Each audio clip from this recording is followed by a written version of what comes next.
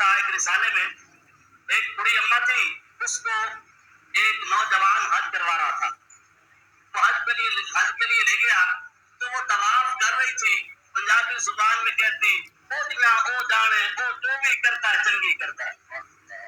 تو عورتیں اور بھی ساتھ تھی، وہ کہنے لگی اماں ہر کوئی دعائیں کرتا ہے، آپ کا کلمہ یہی ہے او دیاں او جانے او جو بھی کرتا ہے چنگی کرتا ہے.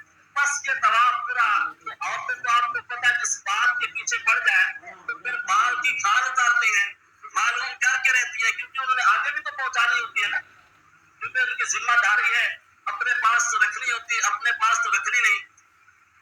یہ یوسف علیہ السلام کا قصہ قرآن مجید میں مذکور ہے. ان کے گھر کی بات تھی تو وہ کیسے باہر نکلی تھی.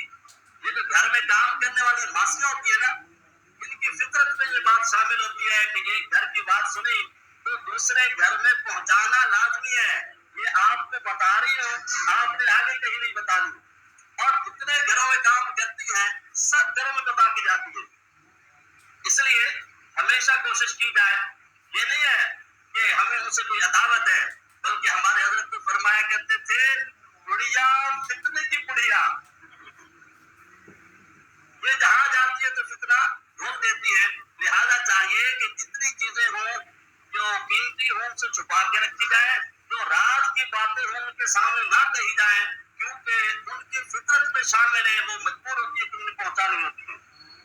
تو لہذا وہ بڑی اماں کے پیچھے پڑ گئی اماں یہ تو بتا اس جملے میں کیا راز ہے کہ وہ دیا وہ جانے وہ جو بھی کرتا ہے چنگی کرتا ہے. ماں کہنے لگی کہ اللہ نے مجھے 3 بیٹے عطا فرمائے تھے، اللہ نے مجھے 3 بیٹے عطا فرمائے تھے. اب یقیناً اس اماں بڑھیا کا واقعہ سن کے انہیں اپنے آپ پہ شرم آئے گی کہ ہمارا کتنا عقیدہ خراب ہے. توجہ کے ساتھ سنیں.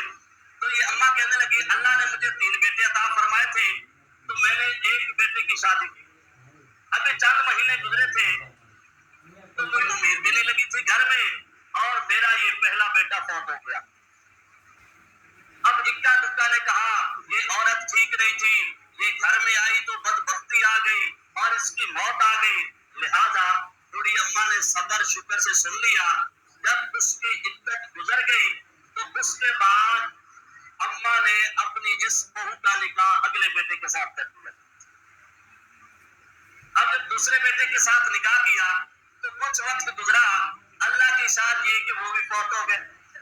اب دوسرے بیٹے کا فوت ہونا تھا، لوگ تو پیچھے پڑ گئے، رشتے دار یہ تو کوئی نحوست تھی، یہ تو کوئی عجیب عورت تھی، یہ جو آئی ہے اور اس نے سارا کام خراب کر دیا.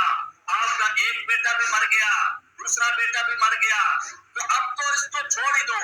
اماں بڑھیا نے صبر شکر کے ساتھ ہر ایک کی بات سن لی، اور جب اس کی عدت گزر گئی اللہ کی رحمت سے اماں نے تیسرے بیٹے کے ساتھ نکاح کر دیا.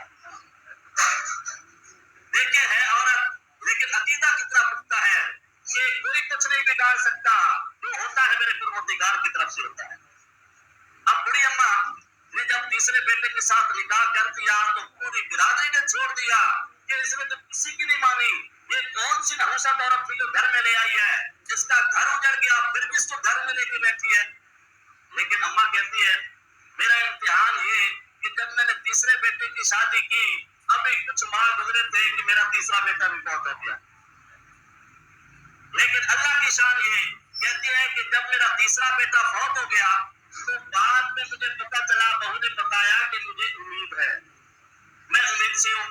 لہذا جب ہوئے تو اللہ نے اس پوری اماں کو ایک نہیں، دو نہیں، 3 پوتے عطا فرمائے.